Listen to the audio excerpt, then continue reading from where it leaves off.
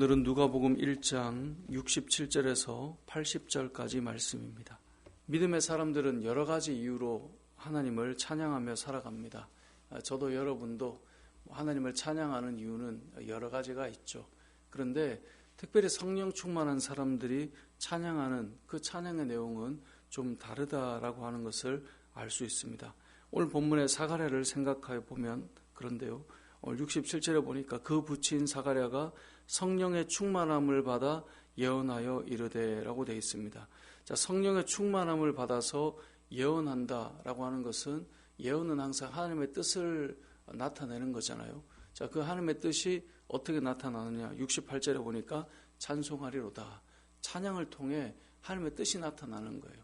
보통 우리가 하나님을 찬양하는 것은 지극히 개인적인 것들이 많은데 오늘 사가랴는 그의 찬양 속에 하나님의 뜻이 담겨 있어요. 그 뜻이 무엇인가를 오늘 68절부터 79절까지 긴 내용으로 담아 놓았는데 이 내용을 정리해 보면 다윗의 집에서 구원의 뿔이 난다라고 69절에서 말씀하고 있죠. 이 구원의 뿔이 누구입니까? 예수 그리스도죠. 이 예수 그리스도는 이미 구약의 선지자들의 입술로부터 선포되었던 그 내용이죠. 메시아가 오실 것이다. 그것이 구약의 선지자들로부터 계속 선포되었는데 정말 이 다윗의 집에서 유다 지파에서 예수 그리스도가 구원의 뿔이 나타나는 거예요. 그 구원의 뿔이 나타나서 하는 일이 무엇입니까? 71절에 보니까 우리 원수에게서와 우리를 미워하는 모든 자의 손에서 뭐해요? 구원하시는 일이라는 거예요. 그러니까 구원하실 예수 그리스도가 이 땅에 오실 것인데 그 예수 그리스도의 오심은 이미 우리에게 주셨던 약속인 것이고 그 약속을 하나님께서는 기억하셔서 아브라함에게 하셨던 그 맹세를 그대로 성취해 가시는 것이다 라고 말씀하고 있는 것입니다.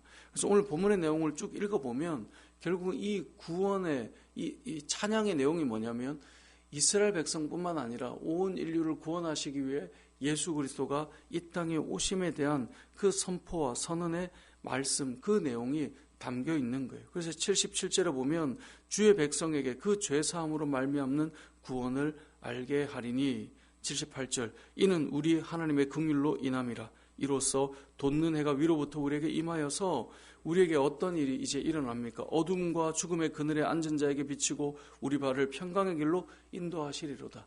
그러니까 오늘 이 사가랴의 찬양을 잘 보면요.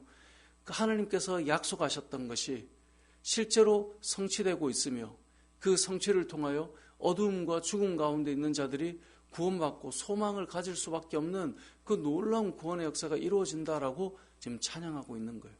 자, 여러분 사가랴는 지금 어떤 상황이냐면 10달 동안 입이 닫힌 사람이에요. 그가 믿음이 없어서 하나님께서 그의 입을 닫으셨어요. 뿐만 아니라 그의 입을 닫으심으로 요한이라고 하는 이름을 하나님께서 정해주셨음을 선포하는 알려주는 그 내용까지 그의 입을 닫으심으로 하나님께서 역사에 가시는 것을 보여주는 거예요. 자, 한 개인이 한 10달 동안 입이 닫혔다가 그 입이 열렸다고 생각해 보세요. 자, 여러분이 예를 들어 한 1년 가까이 어떤 큰 병이 걸렸어요. 1년 내내 아무것도 할 수 없었어요. 근데 하나님께서 그 병을 언제 그랬냐는 듯이 완전히 낫게 해주셨어요. 자, 그럼 우리는 생각할 때 와, 나에게 이런 일이 일어나다니. 하나님께서 나에게 이런 구원을 베푸셨어. 하나님께서 나에게 이러한 놀라운 은혜를 베푸셨어. 그 간증하고 다니지 않겠어요? 나에게 이런 은혜를 베푸셨어라고 하는 것으로 찬양하지 않겠어요? 오늘 사가랴의 입장으로 보면 그는 지극히 개인적으로 입이 벙어리가 된 사람이 입이 열렸으니 그의 찬양을 하면 이렇게 가야 되지 않겠어요? 나의 입술을 닫으셨던 하나님께서 나의 입을 열어주셨어. 가는 곳마다 나의 입술이 이렇게 닫혔는데 열어주셨어. 사가랴의 찬양은 어찌 보면 지극히 개인적으로 역사하신 그 하나님을 드러내고 증거하기에도 충분히 이곳저곳 다녀서 말할 게 많을 거란 말이에요. 그런데 이 사가랴의 찬양은 그런 게 아니었어요. 그의 입술의 찬양은 하나님께서 약속하신 것을 이루시며 어둠과 죽음과 사망 가운데 있는 자들을 구원하실 예수 그리스도가 정말 오셨다라는 거예요. 그분이 우리를 위해 오셔서 구원의 역사를 이루어 가신다라고 하는 너무나 크고 놀라운 하나님의 나라의 임재에 대한 찬양으로 그런 충만해져 있다라는 거예요. 우리의 찬양도 생각해 보면 우리가 성령 충만할 때 찬양은 단순히 개인적인 내 삶에 뭐 하나 묶여있던 것이 풀렸다. 뭐 하나 어려웠던 것이 해결됐다. 그것도 큰 일이죠. 감사한 일이죠. 그런데 우리의 찬양을 보면요, 우리가 성령으로 충만할수록 우리의 입술의 고백은 무엇입니까? 온 인류를 구원하실 예수 그리스도의 나심과 이 땅에 임하게 된 하나님의 나라와 그 하나님의 나라가 온 열방을 점점 회복시켜 가시는 그 역사와, 그래서 우리의 찬양은 단순히 내 개인의 내가 살아가는 뭐 하나가 조금 더 좋아졌다, 이게 우리의 찬양이 아니라, 물론 그것도 담겨 있지만 우리가 너무나 크고 놀라운 하나님의 구원과 그 은혜와 그 역사가, 그래서 하나님의 나라가 이 땅에 임하여서 그 나라가 이 땅을 회복시키시고 그 나라가 온 인류의 구원자 되심을, 그 예수 그리스도가 바로 그 나라임을 선포하고 외치는 그런 고백들, 그러니까 이 성령 충만한 자의 찬양은 달라지는 것이죠. 우리의 찬양을 한번 생각해 보면 좋을 것 같습니다. 우리가 하나님 앞에 고백하는 것이, 흔히 우리가 기도를 배울 때 그러잖아요. 하나님의 나라와 이 온 열방을 위해 먼저 기도하고, 나라와 민족을 위해 기도하고, 그리고 교회를 위해 기도하고, 그리고 우리 개인을 위해 기도하는 기도의 순서를 흔히 우리가 그렇게 배워온단 말이에요. 하나님의 나라와 열방을 위해서 기도하고, 나 개인은 점점 마지막으로 오게끔 배우지만 처음에는 그렇게 기도가 안 돼요. 맨 처음에 어떻게 기도하냐면 내 문제부터 기도가 안 이루어지는데 무슨 하나님의 나라를 기도를 합니까? 그래서 저도 성도들에게 이제 기도를 가르칠 때, 저도 어릴 때부터 배웠던 나라와 민족을 위해 기도하고, 교회를 위해 기도하고, 가정을 위해 기도하고, 내가 중보할 사람들을 위해 기도하고, 그리고 나를 위해 기도해야 된다라고 배우지만, 출발은 내가 먼저 내 삶을 위해 기도하는 것부터 시작하는 사람이 그 순서대로 될 수 있기 때문에 우리가 내 개인을 위해서, 내 가정을 위해서 먼저는 나부터 출발해서 기도를 훈련해서 그렇게 가야 된다라고 하거든요. 그런데 결국은 신앙생활이 깊어지면 어떻게 됩니까?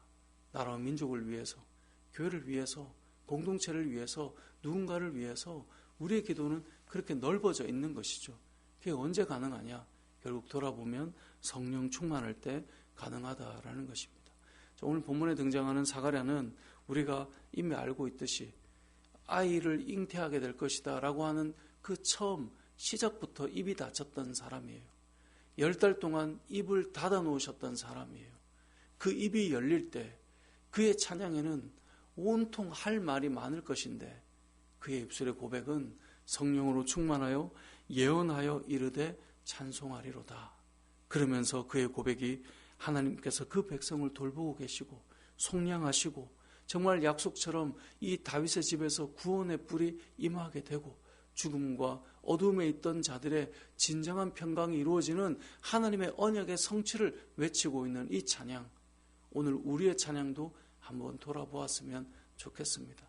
내 삶의 역사하신, 그 우리 인생의 역사하신 그 좁은 이야기가 아니라 그것을 뛰어넘는 온 열방에 시작되고 있는 하나님의 나라, 그래서 정말 죽음과 어둠 가운데 있는 자들을 살릴 수밖에 없는 그 복음에 대한, 그 놀라운 은혜에 대한 찬양이 우리에게도 시작되었으면 좋겠고, 우리의 찬양이 그렇게 좀 풍성했으면 좋겠습니다. 그리고 오늘 본문에서 알 수 있는 두 번째 메시지는 이 세례 요한이 어떻게 자라고 있는가를 보여주는데요. 80절 한 절이지만, 아이가 자라며 심령이 강하여지며 이스라엘에게 나타나는 날까지 어디에 있습니까? 빈들에 있었다라고 말씀해요. 하나님께서 세우시는 그 아이, 하나님께서 사용하실 그 아이를 하나님께서는 광야에서 자라게 하셨다라는 것을 보여줍니다. 여러분, 우리가 믿음으로 아이를 양육할 때 잊지 말아야 될 것이 있는데요. 그것은 아이들에게도 광야가 필요하다는 것을 보여줍니다. 우리는 신앙생활 할 때 자녀를 양육하면서 좀 더 우리가 더 보호해주고 좀 더 내가 도와주고, 이게 모든 부모의 마음이잖아요. 그런데 이 신앙은 어릴 때부터 광야가 무엇인지를 조금씩 경험하게 되는 것이 저는 유익하다라고 생각합니다.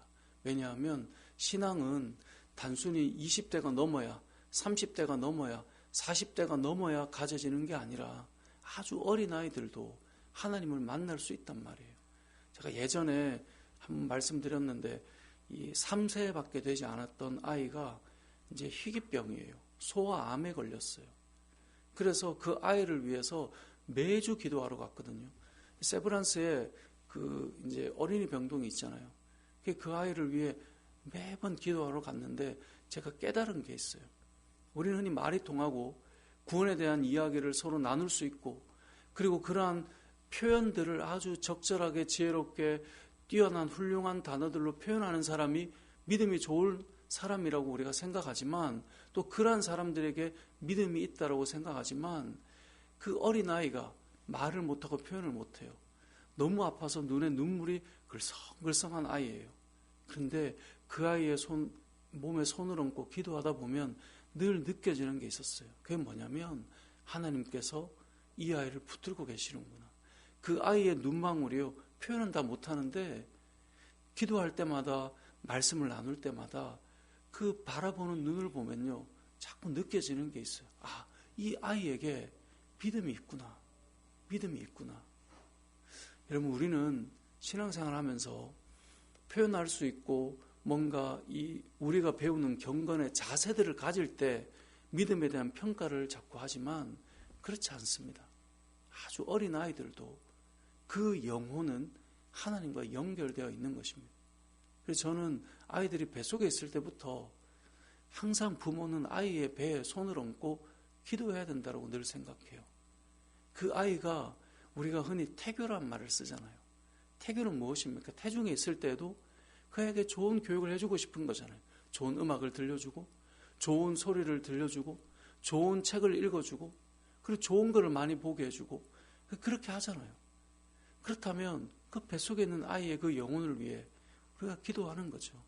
그래서 저도 뱃속에 있는 아이를 이렇게 늘 예수님의 십자가 이야기, 복음 이야기, 너를 위해 주님이 오셨어. 저는 믿어요. 사람은 태어날 때부터 죄인이라고. 뱃속에 있을 때부터 우리의 죄를 이어받게 될 것이라고. 그래서 늘 그 이야기를 들려줬어요. 너를 위해 예수님이 오셨어. 너를 위해 예수님이 오셨어. 아니, 난 아직 나오지도 않았는데 그런 생각이 들겠지만, 오늘 본문에 등장하는 이 세례 요한 역시 마찬가지입니다. 아이가 자라며 심령이 강하여지며 이스라엘에게 나타나는 그날까지 빈들에 있었다. 이건 무엇을 말할까요? 어린 시절에도 광야는 필요한 거예요. 50이 돼서 광야가 필요한 게 아니고요. 어릴 때에도 그 광야의 크기와 깊이는 다르겠지만 필요한 거예요. 그 광야 속에 아이는 이 믿음이 자라나기 시작하는 거예요. 우리가 다음 세대를 위해 기도할 때도, 또 여러분의 자녀들을 위해 기도할 때도 장성한 청년이 되기 전에 이미 어린 시절부터 그 영혼이 때로는 어려움을 겪잖아요. 우리는 어떻게 이 아이들을 교육할까가 관심이지만, 그 광야 속에 하나님을 만나고 저들이 그 광야 속에 하나님을 신뢰하는 법을 배우는 것, 그걸 위해 기도해주고 그렇게 키워나가는 것이 다음 세대를 위한 기도요, 양육일 것입니다. 그것을 잃어버리면 부모가 다 이끌고 가요. 이건 이렇게 해야 돼. 이건 여기 이렇게 있는 거야. 이건 여기야. 여러분, 지나보면요, 그 작은 것 하나하나들이 다 끌려오게 되면 어느 날 장성해서 우리가 이끌 수 없는 시간이 찾아오게 되는 것이죠. 그럼 빈들은 어릴 때부터 필요하다는 것을 저는 이 본문을 볼 때마다 생각하게 돼요. 말씀을 정리해 보겠습니다. 오늘 본문에서 우린 두 가지를 기억하면 좋겠습니다. 첫 번째는 성령 충만한 자의 찬양은 단순히 나 개인에 이루어진 간증으로 끝나는 것이 아니라 하나님 나라가 임하고 있는 그 예수 그리스도의 복음과 그것만이 우리의 인생의 참 평강과 어두움의 그 모든 것들을 끝낼 진정한 구원이 되신다라고 하는 복음이 담겨 있다는 것이고요. 두 번째, 오늘 본문이 주는 말씀은 어린 아이 때부터도 빈들이 있다는 것입니다. 아주 어린 영혼들을 위해서도 여러분 기도할 때 내가 다 품고 있는 것이 아니라 그 아이의 영혼에 하나님을 만나고 경험할 수 있는 그 영혼을 위해 기도하고 그 영혼이 하나님을 만날 수 있도록 기도해 주는 것, 그것이 우리의 기도의 제목이 되어야 할 것이고, 그것이 우리가 바라봐야 될 영적인 눈이라는 것을 기억하시고, 오늘도 이 말씀처럼 저와 여러분이 살고 말씀처럼 기도하는 그런 은혜가 있으시길 주님의 이름으로 축복합니다. 아멘.